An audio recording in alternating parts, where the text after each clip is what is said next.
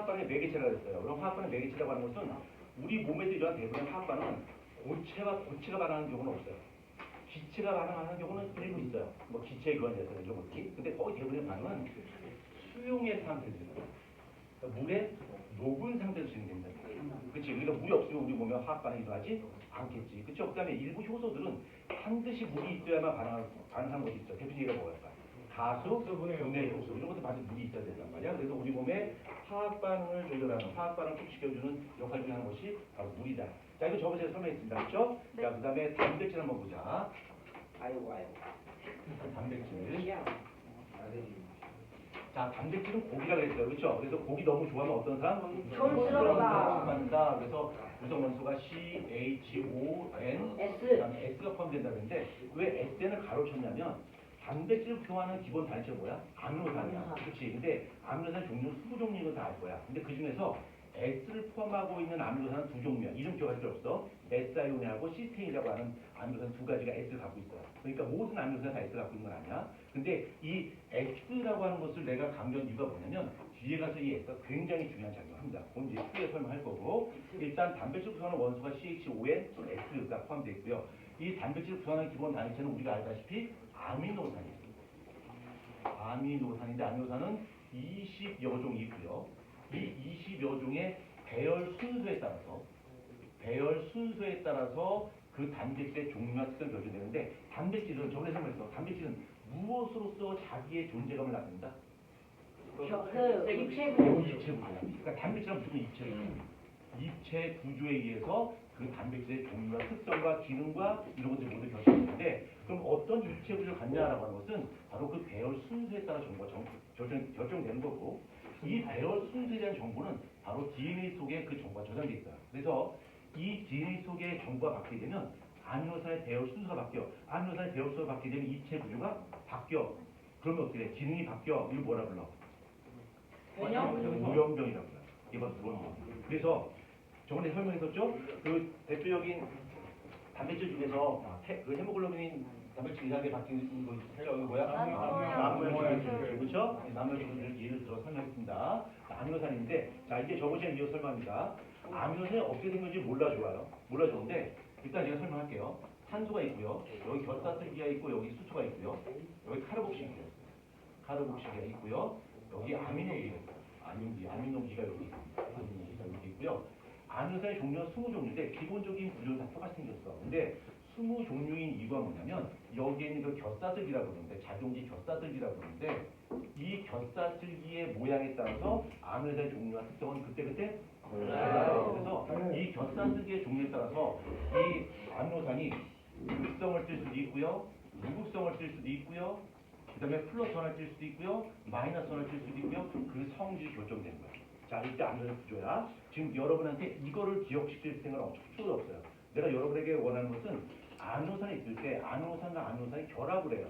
그 결합을 무슨 결합을 했어요? 펩타이드 결합이라고 불러. 그러면 아미노산과 아미노산이 결합했을 때 펩타이드 결합을 했다? 그럼 어떤 모양이 될지 여러분 유추해서 그릴 수 있어요. 그러니까 이거는 주어진다. 만 나온다는. 주어지고 여기서 물이 빠져서 결합된 형태가 어떤 모양인지 그려봐 한단 말이야. 여기 아미노산이 또 있다 치자. 여기 아미노기가 있고요. 여기 이렇게 있고 여기 이렇게 있고 여기 이렇게 있고 여기 쭉 있어요.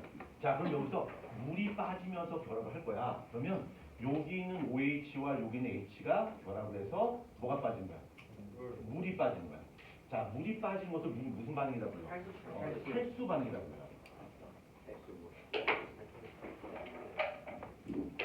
이거를 탈수 반응이라고 부른다. 이거를 탈수 반응이라고 부르는데 좀 전에 누가 탈수 축합 반응이라고 했어. 그럼 축합이 뭐 뜻이냐면 축합이 뭐 뜻이야? 축합.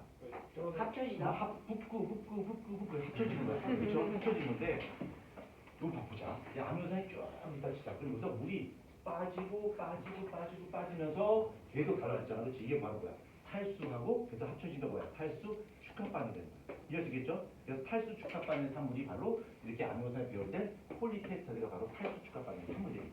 자, 그럼 여기서 물이 빠진 결합했단 말이야. 이거 한번 구조 한번 그려볼까? 한번 여러분이 빅카드 한번 그려볼까요? 한번 여러분 직접 여러분의 앞발 한번 그려보십시오. 여기는 탄소하고 질소 결합한 거죠?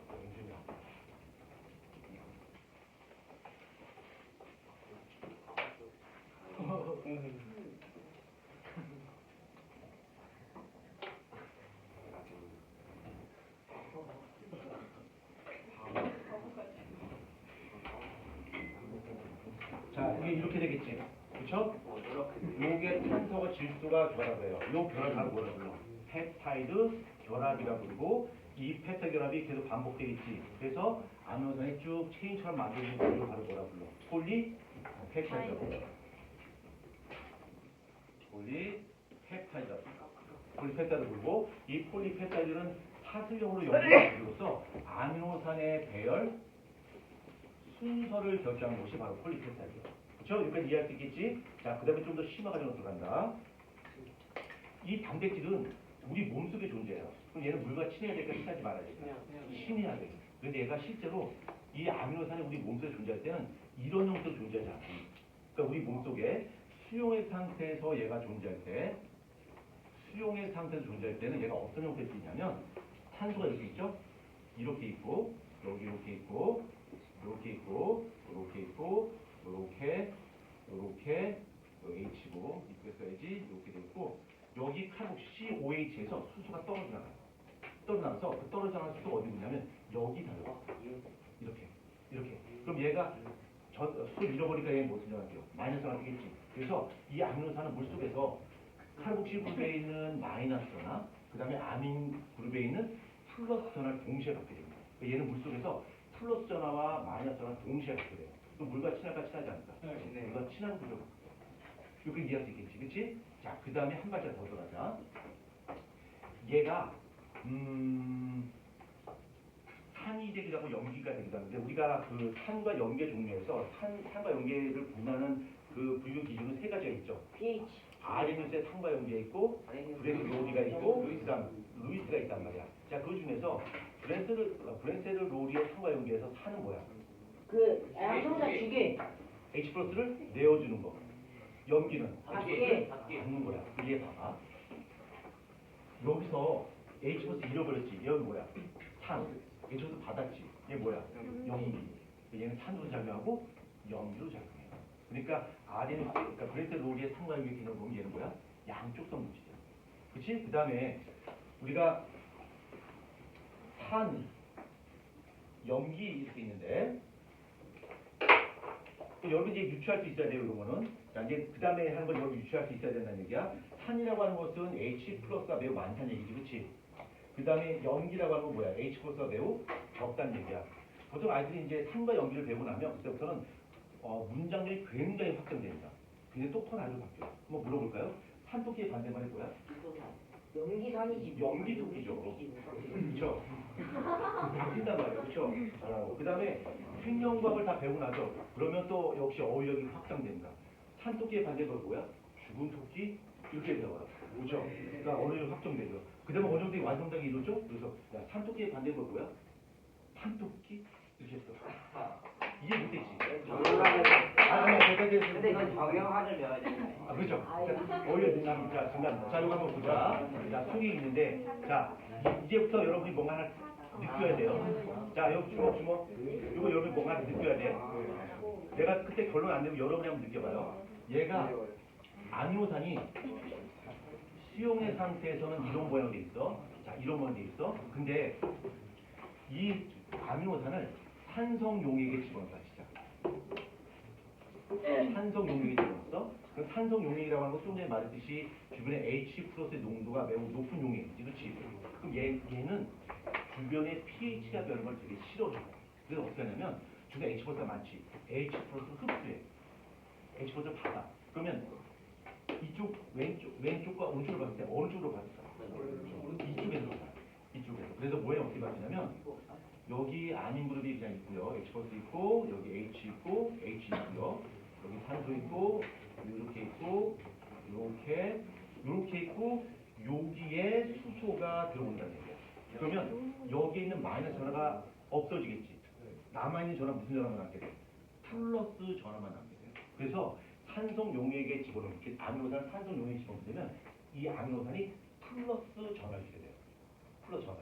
그러면 반대로 염기성 용액에 넣는다 치자. 자, 염기성 용액에 집어넣었어. 그 염기성은 H 플러스가 뭐 어떻다는 얘기야? 매우 적다는 얘기지. 그렇죠? 적어요. 그럼 어떻게 될까? H가 바꾸면 되나요? 어느 쪽에서? 이쪽에서. 그럼 모양이 어떻게 되냐면 질소가 이렇게 되고 이렇게 되고 이렇게 되고 이렇게 되겠지. 그렇죠? 그럼 얘는 영지성 용액이 되면 여기는 H에서 떨어져 나가면서 플러스 전화를 잃어버리고요. 마이너스 전화는 살아있네. 그래서 얘는 영지성 용액이 들어가게 되면 얘는 반대로 마이너스 전화를 쓰게 됩니다. 자, 여기서 얻을 수 있는 결론이 바로 뭐냐면 이 두 가지가 있어요. 첫 번째, 이 아미노산은 주변의 pH 변화를 최소화하려는 성질을 갖고 있어. 이게 무슨 작용? 완충 작용이에요. 단백질이. 그 다음에 주변의 pH 변화에 따라서 전하가 바뀌지. 이걸 뭘 설명하지? 변동 설명하지. 그래서 우리가 단백질이 pH가 그 범위를 벗어나게 되면 단백질 입체 구조가 바뀌는 이유가 바로 뭐냐면 아미노산이 갖고 있는 전하가 바뀌어요. 그러니까 플러스 마이너스가 바뀌고 끌어당기고 밀고 막 하던 것들이 플러스 전화가 뒤바뀌면 어떻게 될까? 밀던 것들이 땡기고 땡기던 것들이 밀고 막 이렇게 돼요. 그럼 전체적인 입체 구조가 어떻게 될까? 바뀌어버리는 거예요. 이걸 바로 뭐라고 해요? 변성이라고 해요. 유지할 수 있겠지? 오케이? 오케이? 이해됐죠? 그래서 단백질은 이런 성질을 갖고 있습니다. 그럼 단백질은 아까 처음에 설명했듯이 입체 구조로서 자리하시는 설명한다라고 했는데 이 단백질이 입체 구조 완성해 가는 과정을 모두 4단계로 설명할 수 있어요. 이것도 중요한 건 아니지만 한번 들어봅시다. 그래서 단백질의 입체 구조를 만들어지는 과정을 모두 4가지의 구조 설명할 수 있는데 1차 구조, 그 다음에 2차 구조, 그 다음에 3차 구조, 그 다음에 4차 구조. 4차 구조는 어떻게 쓰지? pH. pH. 영어 좀 치는데 자, 이거 4차 구조가 있습니다. 자, 그러면 우리가 일반적으로 단백질이라고 하는 것은 뭐냐면 입체 구조 가져야 되는데 입체 구조 가는 것들이 3차 구조와 4차 구조예요. 이게 단백질이야. 여기서 좀 더 분석을 할 거야. 그런 것들을. 자, 1차 구조라고 하는 건 뭐냐면 아미노산의 배열 순서에 의해서 아미노산이 붓고 해서 쭉 배열된 거. 즉 폴리펩타이드. 이걸 바로 뭐라 불러? 1차 구조라고 불러. 그럼 1차 구조가 완성되지. 그럼 다 끝난 거랑 마찬가지야. 근데 그냥 운명에 맡긴 거야. 저절로 가야 돼. 이 아미노산의 상호작용에 의해서 이것들이 이렇게 꼬이거나 이렇게 꺾인 구조를 갖게 돼요. 그래서 이 꼬인 구조를 알파 구조라고 부르고요. 꺾인 구조를 베타 구조라고 불러요. 그래서 이 알파 구조와 베타 구조는 아미노산과 아미노산 사이에 수소 결합에 의해서 이렇게 알파 구조나 베타 구조가 만들어집니다. 자, 그 다음에는 3차 구조부터는 이것들이 크게 막 꺾여요. 알파나 베타 가진 상태에서 이게 막 큰 폴딩이 생긴 거야. 꺾임이 생긴 거야. 그래서 나름대로의 입체 구조를 형성하게 돼요. 근데 이 입체 구조 형성 과정, 요건 좀 잘 들어봐. 입체 구조 형성 과정 보려면 제일 먼저 일어나는 일이 SS 결합이라고 하는 것이 먼저 벌어져요. 이름은 몰라 좋아요. SS 결합 또는 SS 브릿지 뭐 또는 이화 결합이라고 하는데 SS 결합이라고 하는 것이 어떻게 냐면 아까 내가 아미노산을 구성하는 원소가 S라고 그랬어요. S가 포함된다고 했단 말이야. 근데 S를 가지고 있는 아미노산 2가지밖에 없어. 메사이온이라고 그다음에 시스테인 2가지밖에 없는데 메사이온은 고민할 필요 없고요. 그냥 갖다 버리고 시스테인이 중요해. 시스테인은 여기 R그룹, 여기 서로 덩어리가 있는데 이 R그룹 표면에 S가 붙어 있어요. 그래서 S라고 하는 것을 잘 보게 되면 얘는 16조 원소야. 그래서 S 원소가 있고 그 바로 위에 누가 있지? 같은 동족 원소로 S 바로 위에 누가 있어? 탄소가 있단 말이야. 그러면 얘는 최가 전자가 6개란 말이야. 그치? 그러니까 반응성이 매우 커요. 마치 탄소처럼. 물론 탄소만큼은 아니지만 그래서 굉장히 반응성이 크기 때문에 여기 S가 있고 여기 S가 있으면 얘가 이렇게 꺾이면서 서로 결합돼. 이걸 바로 뭐라고 해요? SS 결합이라고 하는데 이게 너무 파워풀한, 너무 강력하니까 막 이게 꼬여있는 상태에서 먼저 S와 S가 붙고 S와 S가 붙고 SS가 붙고 이렇게 먼저 붙어요. 그래서 커다란 틀을 만들어. 그 다음에 이거 뒤이어서 나오는 놈이 누구냐면 이용결합이에요. 이용결합에서 입체 구조 원소 틀을 만들고요. 그 다음에 수소결합. 그 다음에 분산력.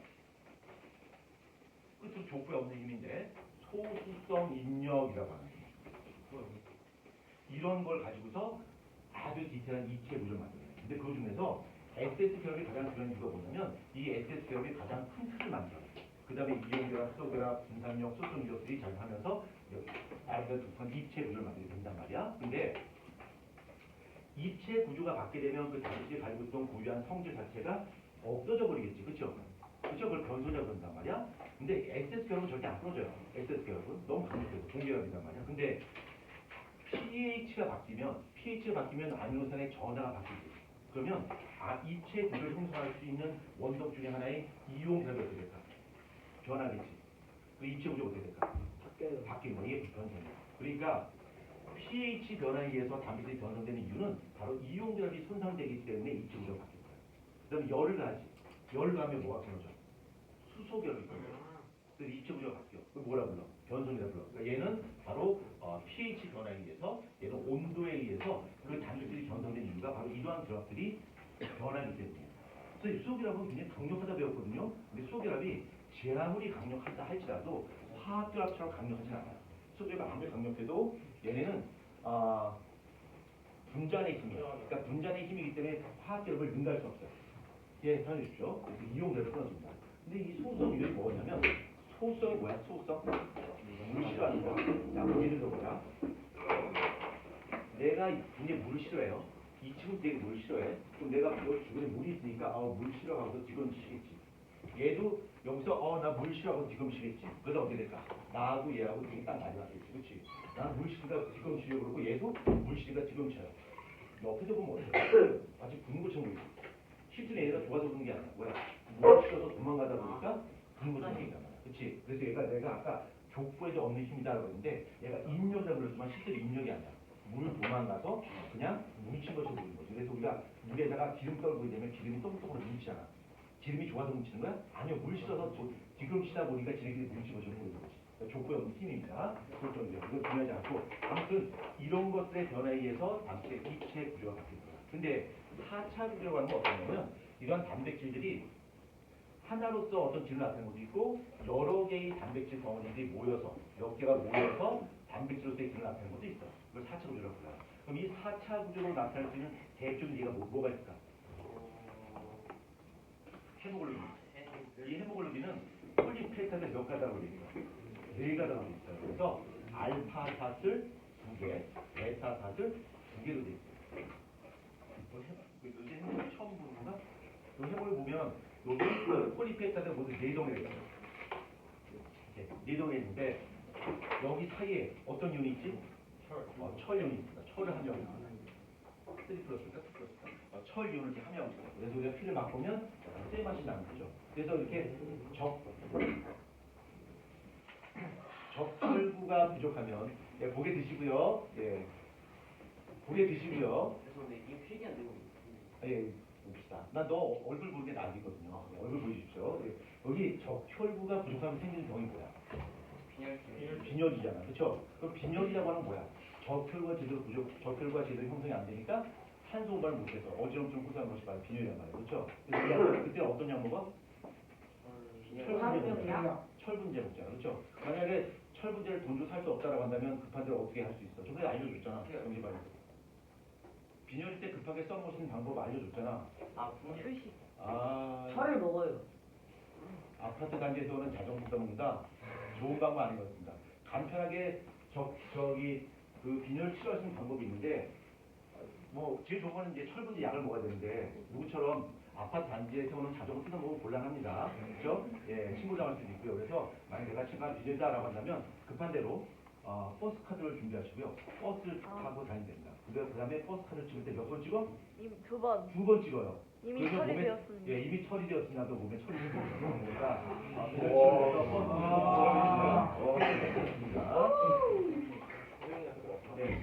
예. 버스카드에 있는 철을 먹어요. 자, 여기 그만 놔두시고요. 자, 그 다음 계속 갑니다. 자, 그 다음 계속 해봅시다. 요 헤모글로빈에 대해서 한번 시간 볼게. 헤모글로빈은 폴리페타이드 몇 가닥이 있어? 4가닥 있어요. 4가닥 있는데 이것도 한번 영접을 해서 한번 공개를 해보겠어요. 헤모글로빈이 있는데 헤모글로빈 종류가 2종류가 있어요. 헤모글로빈 A가 있고요. 헤모글로빈 F가 있어요.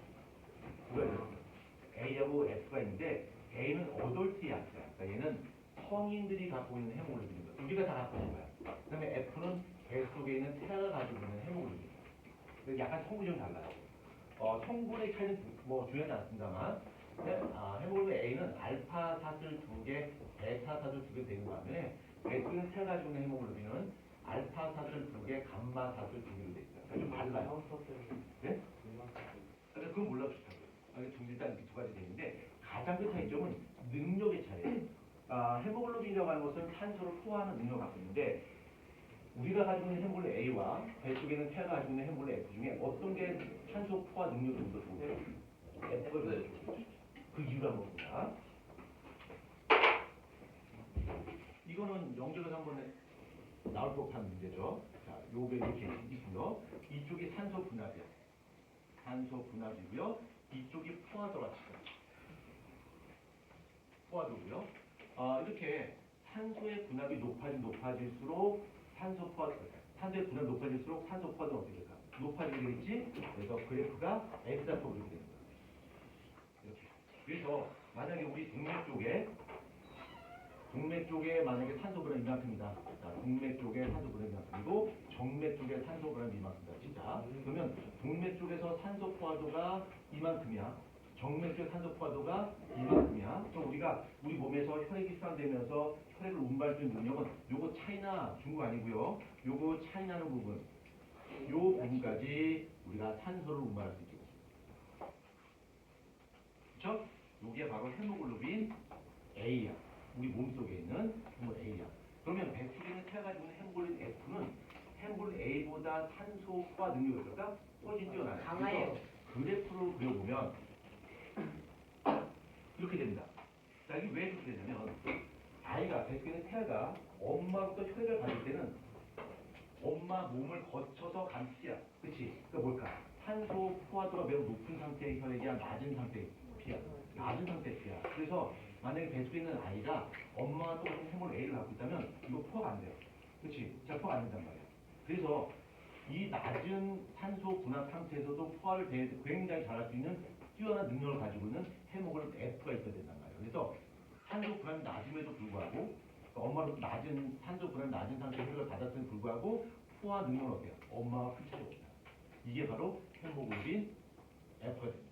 그래서 배 쪽에 있는 태아는 엄마에 비해서 헤모글로빈 F의 함량이 많고 산소 운반 능력이 매우 뛰어난 거지. 헤모글로빈 F가 헤모글로빈 A보다 효율도 좋은데 메탄한 다음에 헤모글로빈 X를 다 버리고 너무 고효율이라서 비효율적이라서 아마 그렇게 지나치네. 근데 만약에 헤모 F를 계속 갖고 있다면 만약에 아이를 임신했어. 그럼 그 다음에 그 뱃속에 있는 아이는 어떻게 될까? 그럼 거기다 더 성능이 좋은 헤모글로빈 FF를 또 준비해야 되나? 그럴 순 없잖아. 그렇죠? 자, 그래서 뱃속에 태아가 이렇게 갖게 됩니다. 그래서 이렇게 이해할 수 있겠죠? 오케이? 이해됐죠? 자, 그 다음에 이렇게 된 것도 있어요. 이렇게 된 것도 있어요. 이게 뭘까? 이산화탄소가 엄청 높을 때 물로 근육 속에 있는 산소 저장치가 있는데 얘는 미오글로빈이라고 불러요. 미오글로빈이라고 부르는데 이 미오글로빈이라고 하는 것은 우리 근육 속에 산소 저장하고 있고요. 필요할 때 저장된 산소를 일시에 방출해서 우리 몸에서 에너지를 만들기를 도와주는 것이 바로 미오글로빈.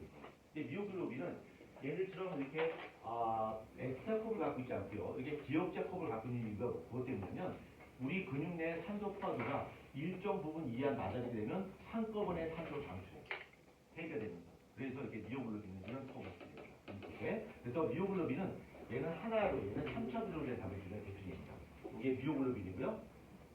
이건 이제 헤모글로빈입니다. 4차 구조된 것이. 그래서 헤모글로빈에 대해서 헤모글로빈 F, 헤모글로빈 A에 대해 설명했습니다. 자, 이해했죠? 네. 이해했나요? 네. 여기 설마 좋은 친구 있진 않겠지? 좋은 친구 있는 것 같아요.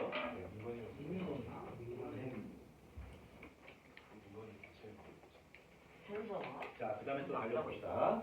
자, 단백질 했고요. 자, 그 다음에 탄수화물 한번 보자. 탄수화물.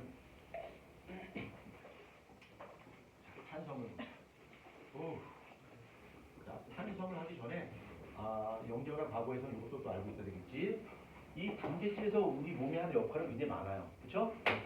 단백질이 우리 몸에 하는 역할이 어떤 역할 하나? 열량 효소, 또 호르몬, 또 항체, 근육, 그렇죠? 수용체, 뭐 여러 가지 일을 합니다, 그렇죠? 있잖아. 그다음에 에너지원으로 쓰이기도 하고요, 그렇죠? 자, 탄수화물 한번 보자. 탄수화물. 자, 탄수화물인데 탄수화물에서 탄이 뭐야, 진짜? 탄소, 수소, 아니야. 물, 물이야. 물. 그래서 탄수화물이라고 하는 것은 탄소와 물이 합쳐서 만든 물질이 바로 탄수화물. 그래서 볼까? 탄소하고 물이 합쳐졌는데 몇 번 합쳐졌어? N번 합쳐졌어요. 그래서 만나게 되면 CN, HEN, ON이 되는 거야. 그래서 탄소의 비율이 1대 2대 1로 만들어진 거야. 이렇게 만들어지기 때문에. 그래서 예를 든다면 얘가 6번 만났어. 그럼 어떻게 될까? C6H12O6가 되는 거야. 만약에 5번 만났어 뭐야? C5H10O5가 되는 거죠. 라이보스 또는 리보스라는 단어입니다. 근데 만약에 당이 2개가 붙죠. 당이 2개 붙으면 이것이 똑같이 곱하기 2 하면 돼요? 아니요. 곱하기 2하고 여기서 x를 해야 돼요. 물이 빠진다. 탈수만 돼요. 그렇죠? 얘기가 됩니다. 이렇게 요걸 뭐라 부르냐면 요거를 당이라고 해요. 당. 그래서 뭐 포도당, 공산당, 민당 뭐 이런 거 되는 거죠. 그렇죠? 제가 열심히 믿는 당은 포도당이고요. 요번에 저기 사전선거 할 때 가서 투표할 때 보니까 8번인가 그 당이 있어요. 그 쭉 당 이름 봤거든. 새누리당. 근데 깜짝 놀랐어요. 거지당 있어요. 거지당. 실제로 거지당이에요. 그러니까 당 이름이 거지당이야. 포당 없어요. 요거를 당이라고 부릅니다. 요걸 당이라고 부르고요. 이 당으로 된 모든 물질을 바로 뭐라 불러? 탄수화물이라고 불러요. 탄수화물을 부르는데 이 당을 기본 베이스에서 이 당이 하나짜리냐, 2개짜리냐, 또 여러 개짜리냐에 따라서 몇 가지 구분하죠. 첫 번째 단당류가 있고요. 그다음 두 번째 이당류가 있고요.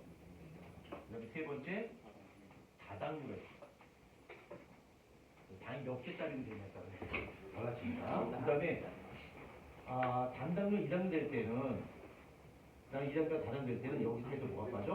물이 빠집니다. 탈수 반응을 통해서 단당류와 이당류, 다당류가 그 결합은 이제 글리코사이드 결합이라고 합니다. 우리말로는 없어요. 그냥 글리코사이드 결합이라고 하는데 글리코사이드 결합을 통해서 이렇게 당이 계속 붙는단 말이야. 자, 단당류는 포도당 정도만 기억하시면 될 거예요. 포당 정도. 포당, 그다음에 뭐 과당, 이런 거 있는데 포당 정도 기억하시고요. 포당 2개 붙었으면 뭐가 되는 거야? 엿당이 되는 거야. 그렇죠? 그다음에 계속 붙었으면 뭐가 되는 거야? 녹말이 되기도 하고요. 그다음에 또 글리코젠이 되는 거예요. 셀룰로스도 되고요. 그렇죠. 어우, 펩시도 글리칸. 팩틴요? 이거는 화학적인 용어죠. 생물학적인 용어는 아닙니다. 펩티도 글리칸. 그다음에 키틴. 이런 것들이 있어요. 이게 포당입니다. 자, 그러면 요거를 단당류와 이당류는 거의 친척이랑 마찬가지야. 똑같아. 얘는 특징이 얘네는 물에 녹아요. 수용성이야. 수용성. 얘 물에 녹는단 말이야. 그러면 얘가 수용성이 있기 때문에 우리 몸의 용도는 실제로 우리 몸에서 에너지원으로 사용되거나 아니면 운반의 형태로 사용되는 것이 바로 단당류와 이당류. 반면에 다당류는 물에 안 녹아요. 조용성이야.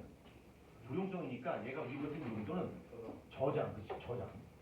그러니까 저장할 때는 녹으면 어떻게 될까? 다 쓸려가 버리잖아, 그렇죠? 네. 녹지 않은 형태로 저장해야 되고요. 그 다음에 우리 몸을 통하는 체구성 물질. 우리 몸의 체구성 물질이 물에 녹아버리면 이게 안 되지, 그렇죠? 안 되단 말이에요. 그래서 이런 용도로 쓰이고 있습니다. 됐죠? 네. 자, 그 다음에 녹말 한번 볼까? 녹말. 자, 녹말하고 글리코젠인데, 이 녹말을 저장한 것은 주로 식물들이 저장할 때 녹말을 저장하고요. 글리코젠은 누가? 동물이 저장할 때 글리코젠을 저장하고, 이 글리코젠을 저장할 때 주로 어디다가 저장하지? 간이나 근육에다가 글리코젠 형태로 저장이 되는데, 이 간이나 근육 속에 글리코젠을 저장했다가 빼냈다가 하는 그 호르몬이 있죠. 글루카곤하고 인슐린. 그렇죠. 얘가 이렇게 받게 되면 혈당량이 높아지는 거고, 이렇게 되면 혈당이 낮아져요. 그렇죠. 이렇게 되는 겁니다. 자, 그 다음에 셀룰로스. 얘는 어떤 뜻이? 그 식물. 식물의 세포벽이야. 세포벽. 이거 좀 심화 과정을 설명해 볼게요. 그러니까 심화도 되지? 네, 심화 과정입니다.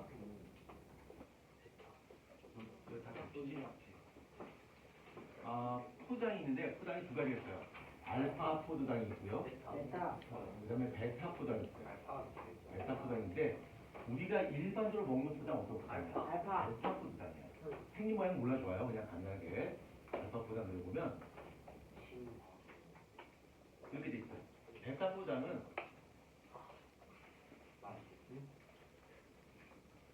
이게 바뀌었어요.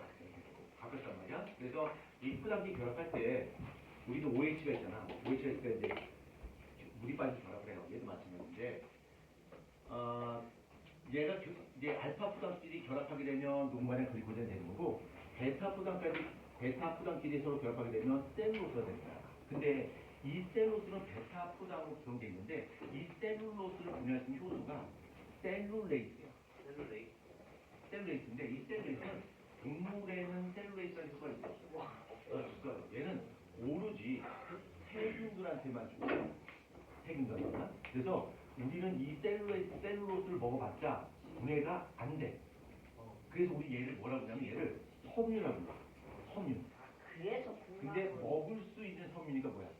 식이섬유라고. 아, 그런 그래서 거. 여러분 뭐 영어 잘하시겠습니다만 그러니까 먹을 수 있는 섬유지. 먹을 수 있는 섬유. 그래서 이걸 먹게 되면 소화가 안 돼. 대신에 포만감을 주겠지.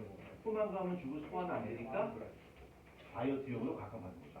그래서 우리가 저희 야채 같은 거 많이 먹으면 포만감만 주고 소화는 안 되니까 우리가 다이어트용으로 많이 씁니다. 근데 초식 동물들은 얘를 주구장창 먹으면서 살고 있어요. 분명히 셀룰로스를 분해하기 위해서는 셀룰레이스라는 효소가 있어야 되는데 얘는 세균만 있어요. 그래서 그렇죠. 초식 동물의 소화관 안에는 셀룰레이스를 분비할 수 있는 미생물들이 같이 공존합니다.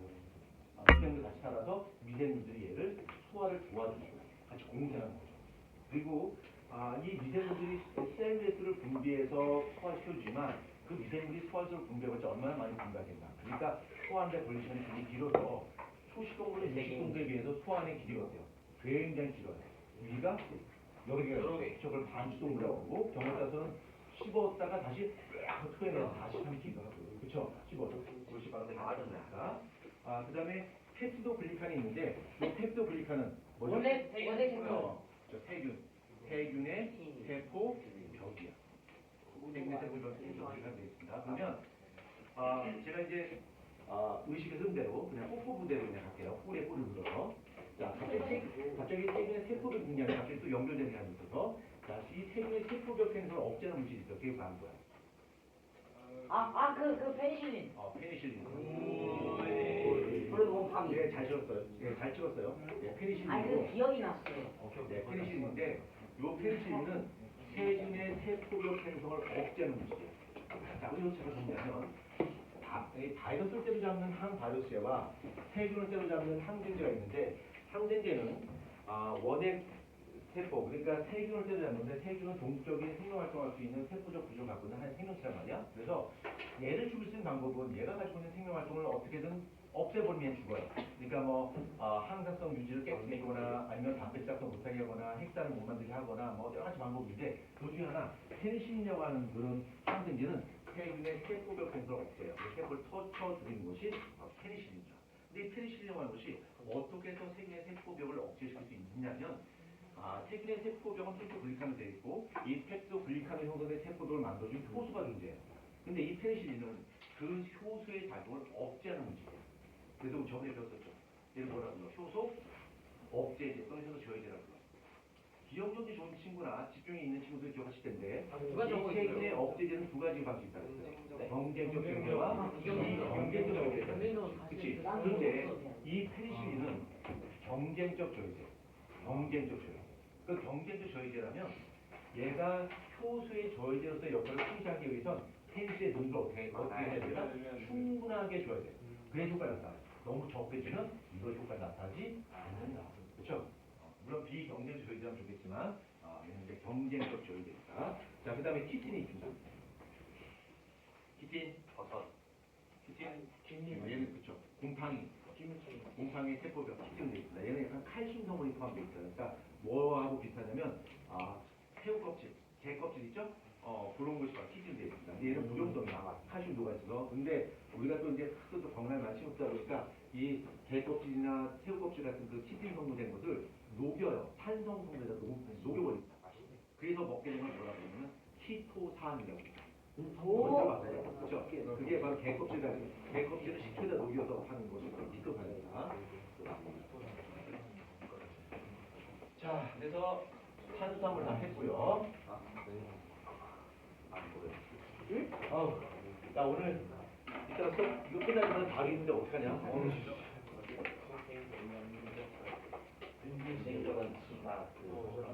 자, 그 다음 또 가자. 자, 그 다음에 지질 한번 보자, 지질. 그래서 참으십시오. 지질 한번 보자, 지질. 자, 지질은 CH로 구성되어 있죠. 네, H로 구성되어 있고, 얘는 기본적으로 수용성이야, 부용성이야. 얘 물에 안 녹아요, 그렇죠? 그러니까 얘는 지용성을 보여요. 지용성이라고 합니다. 근데 녹지 않고, 물에 녹지 않습니다. 지질이 있고요. 이 지질이 종류가 세 종류가 있지. 중성지방. 그렇지. 중지성 지방이 있고요. 그 다음에 인지질이 있고요. 그 다음에 스테로이드가 있어요. 스테로이드 있는데 여기서 우리 두 가지만 하면 돼요. 스테로이드 몰라 좋아. 자, 중성지방인데 이 중성지방은 우리 몸에서 주된 에너지 저장료로 많이 쓰여요. 그렇지? 저장료로 많이 쓰게 되는데 얘는 무엇으로 돼 있지? 글리세롤로 나눠서 없죠. 글리세롤하고 그 다음에 지방산 세 분자로 구성되어 있어요. 그렇죠? 세 분자로 구성되어 있고 얘가 에너지 저장 기능으로 적합한 이유가 몇 가지가 있지. 에너지 알량당 에너지. 그렇죠. 이걸 물 번역기로 돌게 되면 에너지 함량이 대단히 높아요. 그렇죠? 그래서 똑같은 양의 에너지 저장해도 상대적으로 체중의 증가량이 많다 적다. 적다. 난 내가 에너지를 이렇게 여러분이 불허할 정도로 이렇게 여기다 지방으로 딱 저장했기 망정이지. 만약에 단백질이라든가 이런 걸 저장하게 된다면 현재 내 몸무게는 지금보다 급격하게 상승할 거야. 바로 움직이는데도 어마무시한 에너지가 들고, 그렇죠? 그러니까 에너지 효율성이 떨어지는 거야. 그래서 지방의 형태 저장이 되면 상대적으로 동일량의 에너지를 저장했을 때 체중 증가량이 상대적으로 적다는 거예요. 또 다른 이유가 있죠. 이 지방은 또 항상성 유지. 또 항상성 유지. 그렇죠. 얘는 물에 안 녹아. 그러니까 우리 몸에 체내 산수화합으로 적용하려고. 그러니까 지방을 많이 저장해도 우리 몸의 농도가 바뀌어 안 바뀌어요? 안 바뀌어요. 물에 녹지 않으니까. 근데 만약에 녹는 포도당 같은 걸로 만약에 에너지를 저장한다고 어떻게 될까? 에너지가 우리 몸의 농도가 급격히 증가하는 거예요. 그렇죠? 우리 몸의 체내 산수화합과 관련이 없다. 그 다음에 에너지 함량이 대단히 크고 에너지 함량이 대단히 크다는 얘기는 상대적으로 우리 체내에 존재했을 때 체중 증가량이 상대적으로 적다. 또 비슷한 말로 가장 환원된 형태도 되고요. 뭐 이런 여러 가지가 있는데 다 요약합니다. 이 정도로 설명할 수 있습니다. 그래서 지방 됐고요. 그 다음에 인지랑 지금 제가 설명한 것 중에 가장 중요한 것이 바로 인지질입니다. 자, 인지질 한번 보자. 자, 요 인지질은 두 가지로 설명할 수 있어요. 얘는 친수성하고 소수성 갖고 있습니다. 소수성 갖고 있고 그래서 이걸 가지고도 우리가 뭘 만들지? 세포, 막을 만든단 말이야. 그렇지? 세포 막은 이러한 인지질이 몇 층? 구축돼 있어요. 자, 보자. 이게 모든 일이 영리 나대지 마시고요. 자, 여기 인지질이 있어요. 인지질이 있고, 그러니까 인지질을 보면 이렇게 되겠죠. 인지질 보면 내 머리가 뭐야? 인산이야. 뭐야? 친수성. 물 되게 좋아해. 그 다음에 내 다리 두 개는 뭐야? 물 되게 싫어해. 이렇게 되는 거야. 이렇게 돼 있고, 친수성, 소수성 이렇게 돼 있는 거야. 그리고 얘가 두 겹으로 돼 있죠. 이렇게. 인지질, 인지질, 인지질, 인지질, 인지질 이렇게 돼 있어요. 그래서 이렇게 물을 좋아하는 친수성 부위가 바깥쪽에 바깥쪽을 향하고 있고요. 그 다음에 물을 되게 싫어하는 소수성 성분들이 가운데 이렇게 숨겨져 있습니다. 이런 구조로 되어 있는데 이것들이 딱 고정된 형태가 아니야. 그래서 위에서 보게 되면 인지질 머리들이 이렇게 보인단 말이야. 이렇게 보인다. 이렇게. 근데 머리서 보기에는 뭐야? 송글송글 보이지? 이게 뭐야? 근데 얘가 딱 고정보시라 흘러다녀. 그래서 내가 세포만 이렇게 있는데 내가 손가락을 훅 집어서 휘저으면 내가 손가락 지나는 곳이 쭉 벌어져 어떻게 될까? 다시 메꿔져. 얘가 움직인단 말이야. 그래서 얘네가 움직이기 때문에 이게 세포막과 같은 모델로 뭐라 그러지? 유동 모자이크 말이야. 유동 모자이크막이라 부르고요. 여기에 단백질들이 이렇게 박혀 있어. 단백질들이 이렇게 박혀 있어요. 앞단백질이 박혀 있어요. 그렇죠? 그래서 우리는 이 세포막을 유동 모자이크막 부르고 이 유동 모자이크막이 뭐로 되어 있냐면 인지질이 몇 층? 이중층으로 되어 있고요. 여기에 단백질들이 숭숭숭 박혀 있어요.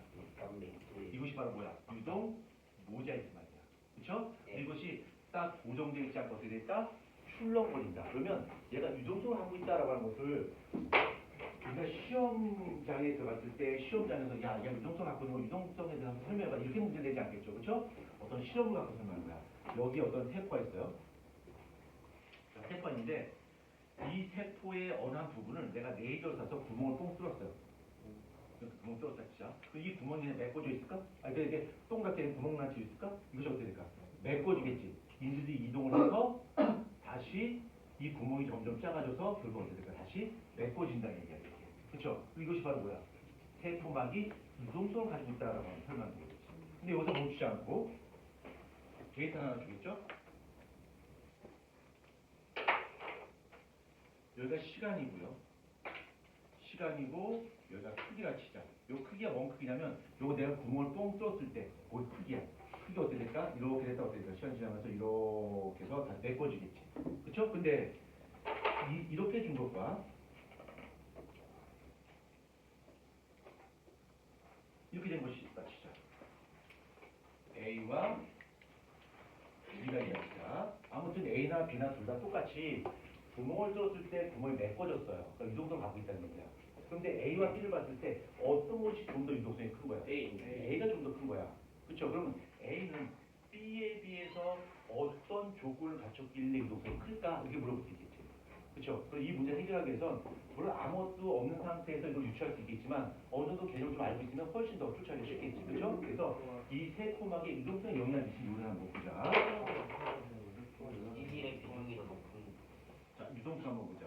자, 유동성 영향을 미치는 요인이 모두 세 가지가 있습니다. 세 가지인데 우리 그 중에 두 가지 정도만 기억하시면 돼요. 첫 번째는 지방산의 종류입니다. 그 이제 그 포화지방산이냐 아니면 그다음에 두 번째 온도예요. 근데 이 지방산의 종류가 두 종류가 있어요. 좀 전에 이야기했던 것처럼 포화지방산이 있고 불포화지방산이 있어요. 포화지방산이 있고 불포화지방산이 있는데 포화지방산 직선으로 생겼고요. 불포화지방산 뭐야? 꺾여 있어요. 그러면 내가 불포화지방산 저 그림으로 몸을 보여주면 인지질이야. 이 지방산이 포화지방산은 직선으로 되어 있는 거야. 불포화지방산은 어떻게 있어? 이렇게 꺾여 있어. 이렇게 꺾여 있어. 그럼 나 같은 사람들이 줄로 쭉 서 있는데 이게 다리가 똑바로 된 사람들이 쭉 서 있는 거에 비해서 이렇게 꺾여 있으면 어떻게 될까? 나와 나 사이에 어떻게 간격이 더 벌어졌겠지. 그러면 이 불포화 지방산이 좀 더 많을수록 그 세포막 유동성이 어떻게 될까? 유동성이 좀 더 커지게 되겠지. 그치? 그러니까 이렇게 되는 거야. 포화 지방산이 있으면 이게 이렇게 되는데 불포화 지방산은 이렇게 되잖아. 이렇게. 간격이 멀어지는 거 어떻게 될까? 더 헐겁겠지. 그러니까 더 많이 움직일 수 있겠지. 그래서 불포화 지방산이 많게 되면 유동성이 좀 더 커지는 거야. 그럼 우리가 유추할 수 있겠지? A와 B를 봤을 때 A가 B보다 유동성이 큰 거 봐서는 A 세포에는 인지질의 불포화 지방산 함량이 상대적으로 많을 것이다라는 뜻이죠. 그렇죠? 그 다음에 온도 또한 세포막의 유동성에 영향을 주는데 온도가 높을수록 유동성이 어떻게 될까? 더 커져요. 그러니까 온도가 높을수록 유동성이 커진다. 그래서 A는 B에 비해서 온도가 높을 것이고 또는 불포화 지방 함량이 A가 좀 더 높을 것이다 이렇게 볼 수 있겠죠. 참고로 이제 글리세롤이라고 하는 콜레스테롤이라고 하는 것인데 스테로이드 일종의 콜레스테롤인데 콜레스테롤은 세포막에 들어가서 유동성의 완충작용을 해요. 그러니까 온도가 너무 높아지게 되면 유동성이 어떻게 돼요? 너무 커져요. 그러면 이 콜레스테롤이 중간에 잡아줘요. 또 온도가 낮아지게 되면 세포 유동성이 너무 감소해. 그때는 반대로 유동성을 높여주는 역할을 하고 있어요. 콜레스테롤. 그래서 콜레스테롤이 어느 정도 있어야지 세포막 유동성을 조절할 수가 있습니다. 그냥 콜레스테롤은 그 정도만 이해하시면 될 것 같아. 자, 그 다음에 시간이 이제 한 2, 3분밖에 안 남았는데 요거 한번 잠깐 봅시다. 우리가 이제 영재나 과거에서 요 세포막 인지를 가지고 많이 문제를 냈는데 이렇게 낼 수 있을 것 같아. 요 인지는 친성과 소성 같이 갖고 있어서 세포막의 성분으로 쓰인단 말이야. 근데 이걸 가지고 우리가 실제 상업적으로 이용할 수가 있어요. 우리가 어떤 물질을 옮기려고 했을 때 세포 안으로 집어넣고 싶어요. 이 물질을. 그럼 이 물질을 세포막 성분으로 둘러쌀 수가 있겠지. 그렇죠? 얘 한번 설명했죠. 그거 기억합니까? 네. 뭐라 그러지 이걸? 여학생들이 주로 잘 알아요. 그거. 화장품 많이 이야. 세럼. 그런 거 있나? 세럼? 남학생들이 더 잘 알아. 라이포솜. 네, 라이포솜입니다. 이게 뭐예요? 리포솜. 이게 리포솜이 어떤 거냐면 세라핀. 여자분이에요. 이 화장품 뭐 있잖아요. 처음 듣다고요? 네, 이거 비싼 화장품. 여기 라이포솜인데 라이포솜이 이제 어떤 거냐면 여기에 인지질이 있고요. 인지질을 가지고서 막을 만든 거예요. 이렇게 해서 막을 만든 거예요. 막을 만든 거예요. 그래서 우리 몸에서 지방이 운반되잖아, 그렇지? 지방이 우리 몸에 순환계에서 이건데 순환계 종은 뭐야? 물이 성분인데 이게 우리 피 속에 기름이 둥둥 떠서 날 수 없잖아, 그렇지? 그래서 지방 옮길 때는 이렇게 세포막 같은 걸로 이렇게 지방을 이렇게 감싸서 움직이는 거야. 이걸 바로 뭐라 불러? 라이포솜이다. 라이포솜이다. 그래서 요게 지방이 이렇게 들어있단 말이야. 근데 이거 예전에 설명했어요, 이거. HDL하고 LDL이라고 했어요, 그렇죠? 그래서 이 지방의 사이즈에 따라서 고밀지방과 저밀도 지방을 구할 수 있는데 네. HDL은 하이 덴스니까 고밀도고요. LDL은 로우 덴스니까 저밀도란 말이야. 근데 이것이 이제 지방의 사이즈를 의미하는데 일단 첫 출발은 이 지방은 다른 물질에 비해서 밀도가 크다 작다? 작다. 작다. 자, 그럼 보자. 한 번만 설명해서 한 번에 기억하자. 지방이 점점 커질 거야. 점점 커질 거야. 자, 밀도라고 하는 것은 부피분의 질량입니다. 사이즈가 점점 커질 거야. 그럼 부피가 어떻게 될까? 엄청 커져. 근데 질량은 어떻게 해? 조금밖에 증가하지 않아. 그럼 밀도가 작아져? 커져? 작아져요. 그러니까 밀도가 작다는 얘기는 여기에 안에 들어있는 지방 사이즈가 어떻게 되냐? 매우 크다는 얘기야. 반대로 지방의 사이즈가 점점 작아져. 그러면 부피는 어마무시하게 많이 작아지는데 질량은 조금밖에 감소하지 않겠지. 밀도가 어떻게 되는 거야? 커지는 거야. 그래서 얘는 지방 사이즈가 작은 거다. 그래서 HDL이 작은 지방, LDL이 뭐야? 큰 지방. 좋은 지방, 나쁜 지방. 자, 그 다음에 내가 이 라이포솜을 가지고서 뭔가 운반할 거야. 운반하는데 내가 운반을 하고자 하는 물질이 만약에 여러 종류가 있다. 첫 번째는 비타민 C가 있고요. 그 다음에 비타민 D가 있다. 비타민 E가 있다. 진짜. 비타민 E. 비타민 E는 이제 다른 말로 토코페로라고 불러요. 토코페로. 네. 그래서 건강 보조표를 많이 먹습니다. 비타민 C도 역시 많이 먹죠. 그렇죠? 근데 이거를 우리가 이제 비타민의 장점이 뭐냐면 우리 몸에 굉장히 도움이 되긴 하지만 체내 흡수율이 매우 떨어져요. 먹자마자 거의 그냥 체외로 배설돼버려요. 그냥 소변 색깔만 또얗게 바뀔 뿐이지 우리 몸에서 받아들이지 못한단 말이야. 그래서 야 어떻게 하면 비타민을 우리 세포 속으로 쏙쏙 집어넣을 수 있을까? 고민해본 거야. 그때 찾아보고 싶어 할 거야? 리포솜. 그래서 리포솜을 가지고서 그 안에다 비타민을 넣어서 이 리포솜의 세포막 성분이 똑같은 거니까 세포가 합쳐지게 되겠지. 그렇죠? 그러니까 이렇게 여기 세포가 이렇게 있는데 리포솜에 여기 어떤 물질 담았어. 그럼 얘가 가서 어떻게 될까? 이게 철버덕하고 이렇게 달라붙는다는 얘기죠. 그래서 이 물질을 잃어버릴 수 있잖아. 그렇지? 근데 내가 여러분이 원하는 것은 비타민 C와 비타민 E를 이런 식으로 해서 우리 몸에 세포 속에다 집어넣을 거야. 그런데 어떻게 설계를 해야 되는지. 좀 전에 저 뒤에 자신 친구가 안 되는 거 아니야? 그러는데 자, 비타민 C는 수용성이야, 지용성이야? 수용성이지. 그러니까 두 개로. 그렇지. 그러니까 얘는 인지질 갖고 몇 층? 이중줄에 둘러싸야 돼요. 이게 쓰인 둘러싼 다음에 여기다 비타민 C를 집어넣어야 되고요. 비타민 D는 무슨 비타민이야? 지용성 비타민이야. 그리고 얘는 뭐야? 단일층을 이렇게 더해서 여기 안에다가 비타민 D, E를 집어넣어야 된다. 그렇죠? 그러니까 이런 문제는 우리가 좀 예상할 수 있겠죠. 그러니까 이것이 수용성 약물이냐, 지용성 약물에 따라서 우리가 설계를 다르게 할 수 있다는 거야. 문제 나온다면 내가 이제 세포막에 이런 성질이 있고 제시를 준단 말이야. 그 다음에 그걸 갖고 내가 비타민 C와 E를 어떻게 세포의 흡수를 높이기 위해서 설계하고 싶어. 어떻게 하는 거 좋을까? 그 이유를 한번 설명해봐. 그러면 여러분들이 이렇게 해낼 수 있겠죠. 그렇죠? 그러니까 이걸 해내기 위해서는 기초적인 베이스가 때문에 기초적인 베이스가 바로 뭐야? 신수성이 아니라 소수성이라고 하는 기초 개념이 있어야지 여기까지 갈 수 있겠죠. 이게 없으면 이걸 생각해낼 수 있나? 죽었다 생각하면 못합니다. 그렇죠? 그러니까 알고 있는 거를 써먹는 걸 활용하는 것이 영재과 과거의 과학 상태의 시험입니다. 그렇죠? 단순 암기에서는 절대 해결되지 않습니다. 저기 지금 몇 분이? 55분이요. 55니까 자, 좋습니다. 여기까지 하도록 하겠습니다.